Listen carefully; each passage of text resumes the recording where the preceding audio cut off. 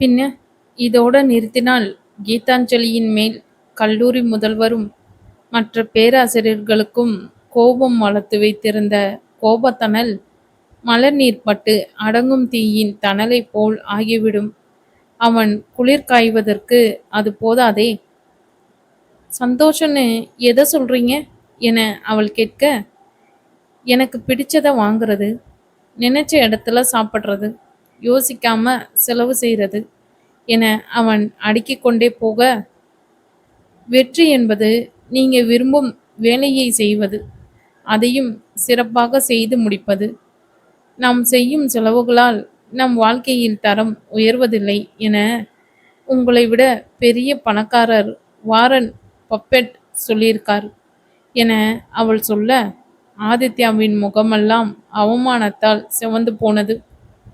அவன் பணக்காரனே இல்லை, அவனை விடவும் பணக்காரர்கள் இருக்கிறார்கள் என குத்தி காட்டுகிறாளா? அதோடு அவள் சொல்வதை ஆமோதித்தால் பின் அவன் கூற்றையே அவன் மறுக்க வேண்டும். எதில் சந்தோஷம் என இங்கே இருக்கிறவங்க கிட்ட கேட்டு பாருங்க என மாணவர்களை சுட்டிக்காட்டியவள், அவங்க பதில் வேற மாதிரி இருக்கும். உங்களை மாதிரி ஒரு சிலர் இருக்கலாம், ஆனால் பெரும்பாலானோர் குடும்பத்தோட நட்புகளோட நேரம் செலவழிக்கிறதுலேயே மற்றவங்களுக்கும் உதவுறதுலேயும் சந்தோஷம் நிரம்பி வழியும்னு சொல்லுவாங்க. நாளைக்கே உங்களுக்கு ஏதாவது ஆச்சுன்னா அப்புறம் என்ன நடக்கும்னு கூட உங்களுக்கு தெரியாது. அப்புறம் வாழ்க்கையில் என்னத்தை அனுபவிச்சிங்க? நில், கவனி, காதலின்னு வாழ்க்கையை நிதானமாக காதலிக்கணும். எந்நேரமும் பம்பரமாக சுற்றி அடுத்து 10 தலைமுறைக்கும் காசு சேர்த்து வைக்கிறதுல சந்தோஷம் கிடைக்காது. பெரிய வீடு, கார் இல்லைன்னா சந்தோஷமா இருக்க முடியாதா? உலகத்தில் பணம் ஈட்டுறதும் பொருட்கள் மேல் மோகம் கொள்றதும் மட்டும் சந்தோஷம் இல்லை. கண்டிப்பா உழைச்சு முன்னேறணும். ஆனா உங்க பேச்சின் சாராம்சமாக சொல்லப்பட்டதை போல் வெற்றியை பணத்துடன் ஒப்பிடுவது சரின்னு தோணல என்பது என் கருத்து என முடித்தாள். அவள் பேசி முடித்ததும் ஆதித்யா பதிலடி கொடுப்பதற்கு வாய்ப்பு தராமல் அந்த அரங்கமே கைத்தட்டலால் அதிர்ந்தது. சில பேர் இவளை அடுத்த முறை பேச்சு போட்டிக்கு தயார் செய்து அனுப்ப வேண்டும் என்று கூட யோசித்தனர். ஆதித்யாவுக்கு அவமானம் பிடுங்கி தின்றது. அரங்கமே அதிரும் அளவுக்கு கைத்தட்டல் என்றால் அவன் பேச்சை பெரும்பாலானோர் ரசிக்கவில்லை என அர்த்தமாகிறதே. அவனை எதிர்த்து தொழிலில் போட்டி போடுபவர்கள் உண்டு. ஆனால் இப்படி பொது மேடையில் நேருக்கு நேர் அவனை எதிர்த்து பேசி அவமானப்படுத்தும் தைரியம் இதுவரையில் யாருக்கும் இருந்ததில்லை. ஒரு சின்ன பெண், அதுவும் உலக அனுபவமே இல்லாத ஒருத்தி, அவனை அவமானப்படுத்துவதா? அனுபவம் இல்லாத சின்ன பெண் என அவன் எளிதாக கடத்தியிருக்கலாம். ஆனால் அவள் வைத்த தீப்பொறி அவனது அகங்காரத்தில் அல்லவா நன்றாக பற்றி எரிந்து உள்ளுக்குள் தணல் பரப்பி வன்மத்தை வளர்த்து கொண்டது. இங்கே நாம பட்டிமன்றம் நடத்தல, உழைப்பால் முன்னேற என்ன வழின்னு அவர் சொல்றதை கேட்டுக்கோங்க. உங்களுக்கு சரின்னு படுறத எடுத்து அதன்படி நடங்க. அடுத்த கேள்வி என மாணவர்களின் தலைவன் கௌரவ் இடையிட்டு ஆக்ரோஷத்தை நிறுத்தினான். அதற்கு பின்னும் ஆதித்யாவிடம் கேள்விகள் கேட்டனர். ஆனால் கேட்க வேண்டுமே என்ற கட்டாயத்தினால் வந்த கேள்விகள் போல் இருந்தன ஆதித்யாவுக்கு.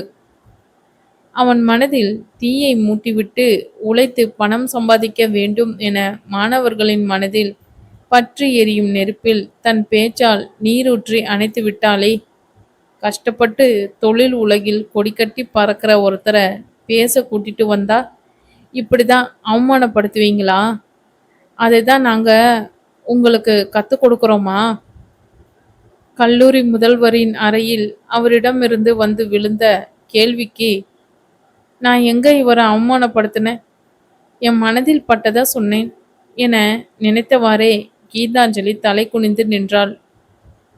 தைரியமான பெண்தான், மனதில் உள்ளவற்றை அப்படியே பேசுபவளும் கூட. ஆனால் கல்லூரி முதல்வர் கை நீட்டி அவளை குற்றம் சாட்டுகையில் பதிலுக்கு வாயாட முடியவில்லை. அது அவர் மேல் அவள் வைத்திருக்கும் மரியாதை.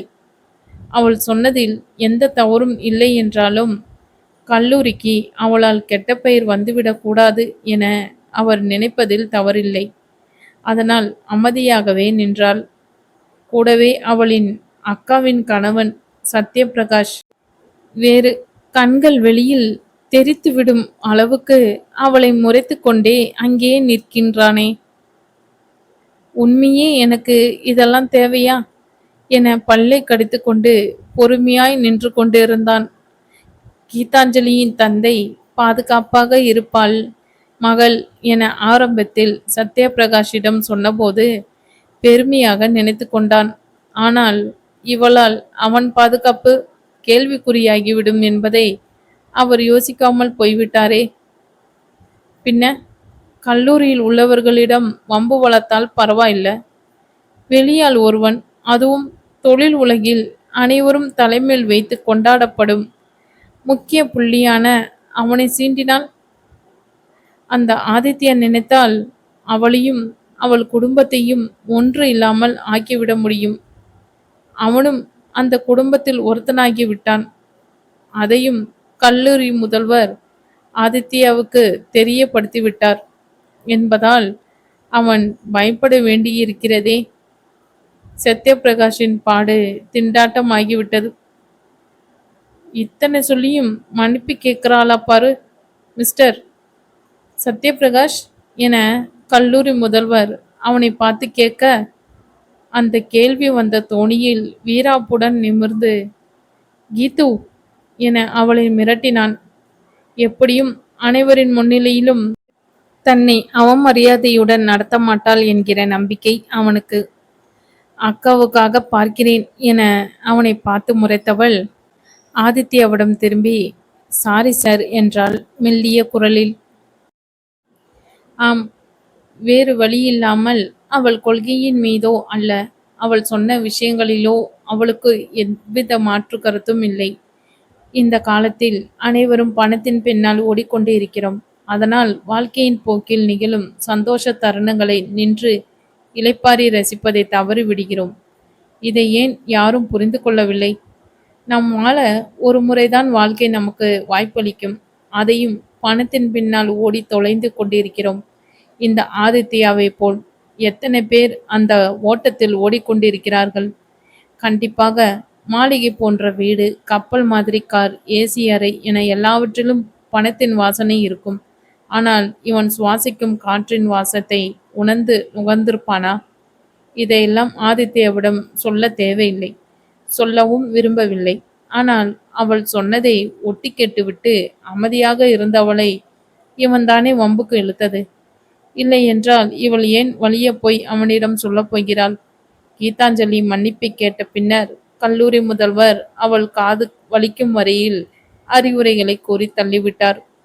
விடுங்க சார், இந்த காலத்து காலேஜ் பசங்க இப்படிதான் இருப்பாங்க என கால் மேல் கால் போட்டு தாடியை தடவியவாறே அமர்ந்திருந்த ஆதித்யா பொறுப்பில்லாம அப்படித்தான் விளையாட்டுத்தனமா ஒருவித இருமாப்புடன் இடையிட்டான். பெருந்தன்மையாக சொல்வதைப் போல் சொன்னாலும் அவன் மனதில் புயலடித்து கொண்டிருந்தது. காலையில் அவன் மேலும் அவன் பேச்சிலும் மாணவர்கள் காட்டிய ஆர்வம் இவள் வாயை திறந்ததுமே சரிந்து போனதே. இவளை சும்மா விடலாமா? அத்தோடு முன்னேற நினைப்பவர்களை கெடுத்து கொண்டிருக்கிறாள். இவள் என் கையில் தனியா சிக்கட்டும், அப்பொழுது சரியான பாடம் புகற்றேன் என எண்ணியவாறே இகழ்ச்சியுடன் ஒரு புன்னகையை வேறு அவளை பார்த்து உதிர்த்தான் ஆதித்யா. உணவை முடித்துவிட்டு சிவனே என்று தூங்க வந்தவளை அவன் வேண்டுமென்றே மாட்டிவிட்டிருக்கிறான் என்பதை உணர்ந்து புன்னகை உறுதிப்படுத்தியது. பின்னால் அமர்ந்தால் மாட்டிக்கொள்வோம் என்றுதானே முன்னால் வந்து அமர்ந்தாள். இதற்கு தானே ஆசைப்பட்டாய் திமிர்காரா? என்கிட்ட தனியா சிக்கன, நீ சிக்கன் 65 தான். சாடிஸ்ட் என மை விழிகளால் தீயின் ஜுவாலையை கக்கினாள் கீதாஞ்சலி.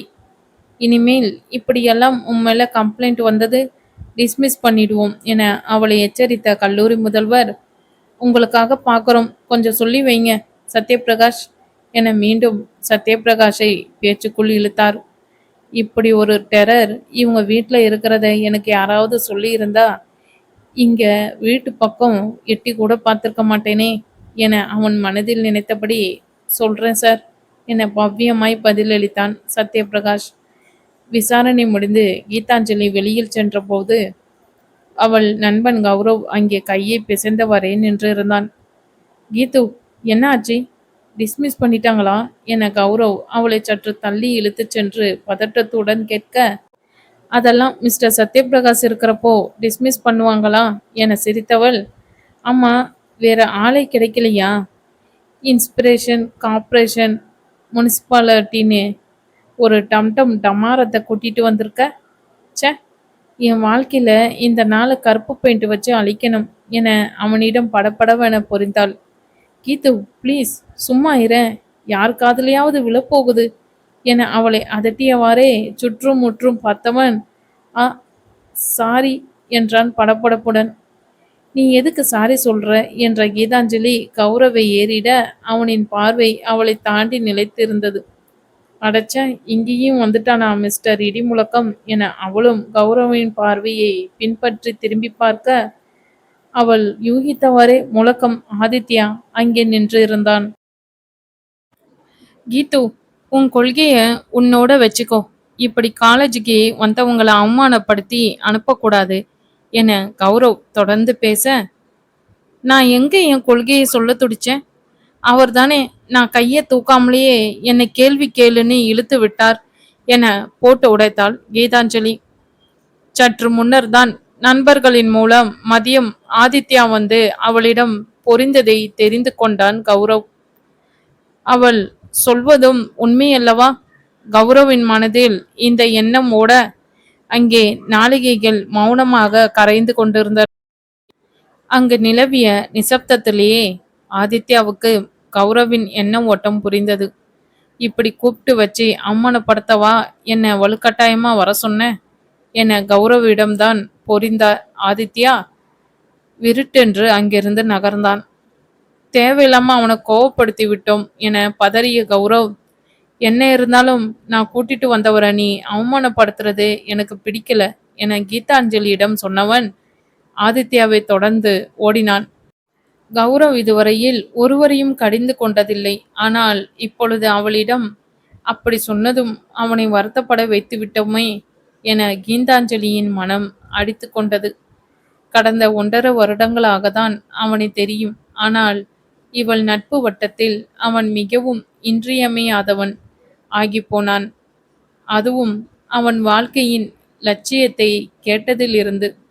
அவன் மேலே தனிப்பட்ட பிரியம் கூட அவளுக்கு. லட்சியம் என்றால் அது லட்சியம்.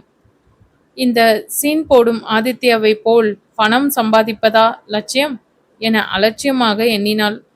அடுத்த நொடியே அவள் ஏன் தேவையில்லாமல் கௌரவை ஆதித்யாவுடன் ஒப்பிட வேண்டும்? அவன் எங்கே? இந்த ஆதித்யா எங்கே? நண்பர்களுக்கு உதவ முதல் ஆளாக வரிந்து கட்டி கொண்டு வருபவன் கௌரவ். மிகவும் அமைதியானவன், படிப்பதில் மிகவும் கெட்டி, மாணவர்களின் குழு தலைவன் வேறு. இது போன்ற நிகழ்ச்சிகளை ஒருங்கிணைந்து வெற்றிகரமாக நடப்பவன். இதுவரையில் அவனை பற்றி யாரும் எதுவும் தவறாக ஒரு வார்த்தை சொன்னதில்லை. ஆனால் இம்முறை அவளால் அவள் நண்பனுக்கு அவப்பெயர், அதுவும் பணத்தை விரும்பும் காட்டேரியிடம் உடனே முடிவு செய்து அவர்களை தொடர்ந்து தானும் சென்றாள். தூரத்திலிருந்து பார்க்கையில் கௌரவ் தர்ம சங்கடமாக நிலையில் நின்று கொண்டிருந்ததை அவளால் உணர முடிந்தது. ஆதித்யா அவனை வறுத்தெடுத்து கொண்டிருக்கிறான் என தெளிவாக புரிந்தது. அதற்கு மேல் நடந்து கொண்டிருக்காமல் ஒரே ஓட்டமாக அவர்களை நோக்கி ஓடினாள் கீதாஞ்சலி. தடதடவென்று ஓடி வந்தவளின் காதுகளில், இது மாதிரி ஆளோட சேர்ந்து நீயும் கெட்டு போகாத என ஆதித்யா கௌரவுக்கு அறிவுரை கூறிக்கொண்டிருந்தான். ஆமாம், கடிகாரத்தோட ரேஸ் போகிறவங்கள மாதிரி ஆளுங்களோட தான் பழகணும் என எண்ணிக்கொண்டே சார் என நின்று பெருமூச்சு விட்டாள். ஓடி வந்த வேகத்தில் கையில் வைத்திருந்த நோட்டு புத்தகம் தடால் என்று கீழே விழுந்து காற்றில் இசையில் தன் பக்கங்களை அப்பையும் இப்படியும் திருப்பி படப்படுத்தன. மெல்ல என கௌரவ் கீதாஞ்சலியிடம் சொல்லி கீழே கிடந்த நோட்டு புத்தகத்தை எடுத்து அவளிடம் தந்தான். கீதாஞ்சலியை ஆதித்யா அலட்சியத்துடன் பார்க்க அதை கண்டு கொள்ளாமல், சாரி சார், நான் பண்ணதுக்கு கௌரவ திட்டாதீங்க. அவன் நல்லவன். என்னால் அவனுக்கு கெட்ட பெயர் வேண்டாம். என்ன நிஜமாகவே மன்னிச்சிடுங்க என மனப்பாடம் செய்து வைத்து ஒப்பித்ததைப் போல் ஒப்பித்தாள். அவள் மேல் வைத்திருந்த பார்வையை விலக்கி கௌரவை பார்த்த ஆதித்யாவின் புருவங்கள் உயர்ந்திருந்தன. ம், சப்போர்ட் எல்லாம் பலமா இருக்கு என கிண்டலாக சொன்னவன் அவள் சொன்னதற்கு பதில் எதுவும் சொல்லாமல் அலட்சியத்துடன் அவள் கையில் இருந்த நோட்டை பிடுங்கி அப்படியும் இப்படியுமாக புரட்டி பார்த்தான்.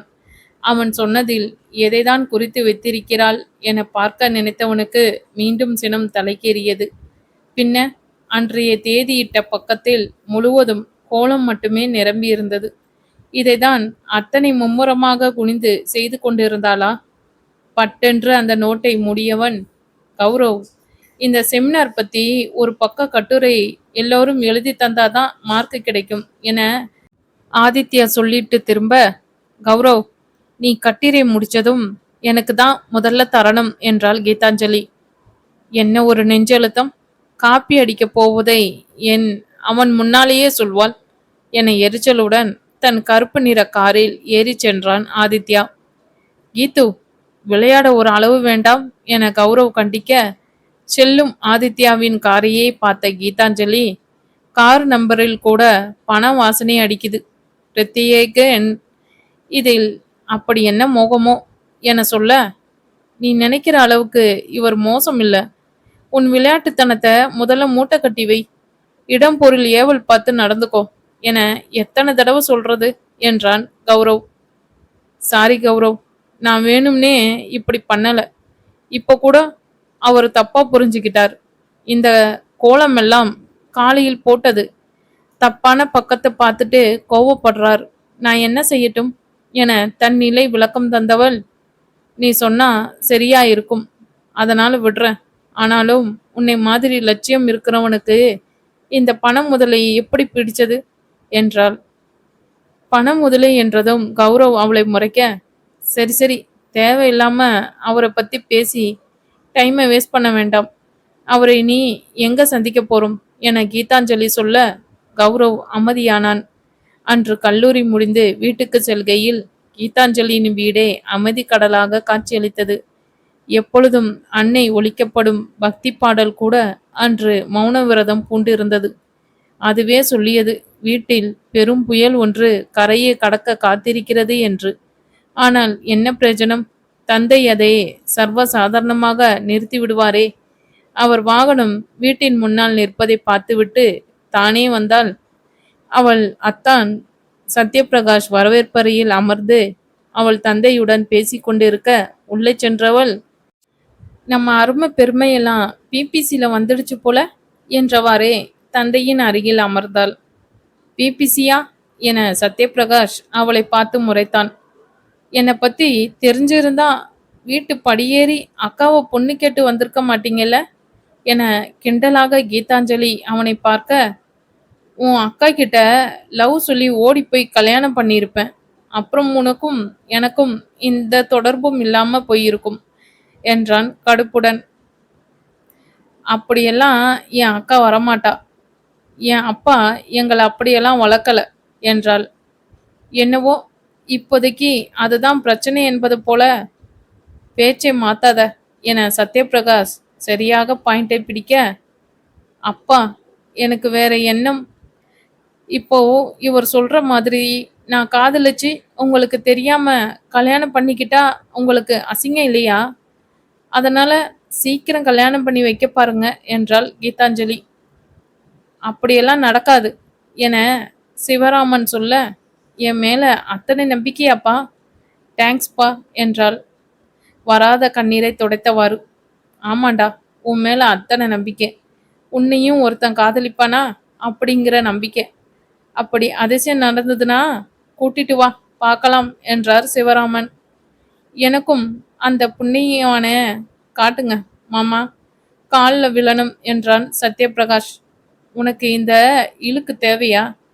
கிரேட் இன்சல்ட் என வலது கை ஆள்காட்டி விரலை தன் முகத்தின் நேர் வைத்து கொண்டு வாய்விட்டு புலம்பினாள் கீதாஞ்சலி.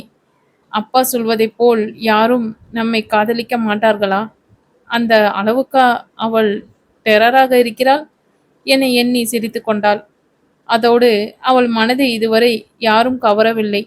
யார் எப்படி ஒரு மந்திரக்கோலை கொண்டு வந்து அவள் மனதை மாற்ற காத்திருக்கிறாரோ? அதுவும் தெரியவில்லை. அவள் அப்படி நினைத்தவுடன் அன்று மதியம் ஆதித்யாவிடம் செம்ம ஹேண்ட்ஸம் என அவள் சொன்னதும் அவன் திகைத்து நின்றதும் நினைவில் ஆடி அவள் இதழ்களை மலரச் செய்தன. இது போன்று அவள் யாரிடமும் வெளியில் நேரடியாக சொன்னதில்லை. நண்பர்களுக்குள் பேசி கொண்டதோடு சரி. இன்று அவளையும் அறியாமல் அந்த வார்த்தைகள் வெளிவந்து விட்டன. அப்படியும் வீம்புக்கு என அவளால் காதலிக்க முடியுமா என்றும் தெரியவில்லை. வீட்டில் அவளுக்கு சுதந்திரம் கொடுத்திருந்தாலும் அதை இதுவரையில் எதற்காகவும் மீறியதில்லை. பார்க்கலாம். இன்னும் நிறைய வாழ்க்கையில் அவள் சந்திக்க வேண்டியிருக்கே. இது மாதிரி என்னை யாராவது இன்சல்ட் பண்ணுனா நான் நைட்டு சாப்பிடாம படுத்துருவேன் என அவளிடம் சத்யபிரகாஷ் கிண்டலடிக்க, நான் எல்லாம் ஃபுல்லா கட்டிட்டு தான் படுப்பேன். இன்சல்ட்டை தாங்கிக்க தெம்பு வேண்டாமா என பதிலடி கொடுத்தாள் கீதாஞ்சலி. தொடர்ந்து ஆட்டுக்குட்டி முட்டை இட்டு கோழி குஞ்சு வந்ததுன்னு என்ற பாடலை பாடி தொடர்ந்து அதில் வருவதைப் போல் கழுதை குரலில் கத்தவும் செய்தாள். அது சத்யபிரகாஷை வம்புக்கு இழுப்பதற்கு என புரிந்து கொண்டவன், மாமா அவ பேச்ச மாத்ரா என மீண்டும் சிவராமனிடம் கடுப்புடன் எடுத்து கொடுத்தான். வேணும்னே இழுத்து விட்டுட்டு வந்து நிப்பா. கேட்டா இதுக்கு தான் படிக்க போகலன்னு சொல்லுவா. அப்புறம் அவளுக்கு எப்போ பொறுப்பு வருது மாப்பிள என அவனிடம் சொன்னவர், இதுக்கு தான் இப்படி பேசிட்டு திரியிற, உனக்கு எப்படி கல்யாணம் செஞ்சு வைக்கிறது, முதல்ல பொறுப்பு வரட்டும் என மகளை பார்த்து சொல்லிவிட்டு அவர் மாலை நேரம் பணிக்கு கிளம்ப ஆயத்தமானார்.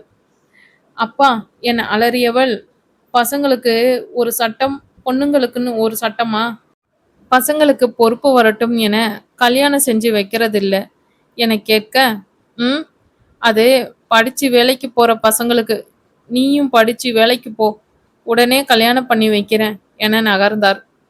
கீதாஞ்சலியின் தந்தை ஒரு காவலர் ஆய்வாளராக இருந்து கடந்த மாதம்தான் டிஎஸ்பியாக பதவி உயர்வு பெற்றார்.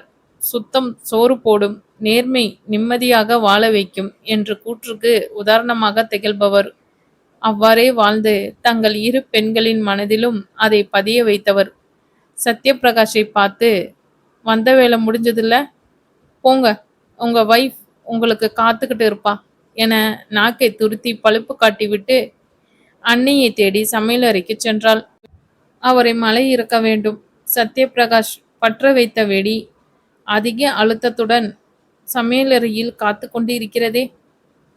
மறுநாள் சனிக்கிழமை என்பதால் மெதுவாக எழுந்து வந்த கீதாஞ்சலியிடம் அவள் அன்னை, உன் அக்கா மாதிரி கொஞ்சமாவது பொறுப்பா நடந்துக்க ஏன் என அங்கலாய்த்து கொள்ள, அக்கா மாதிரி பொறுப்பா நடந்துக்கிட்டா அப்புறம் அட்வைஸ் பண்ண முடியாம திண்டாடுவீங்க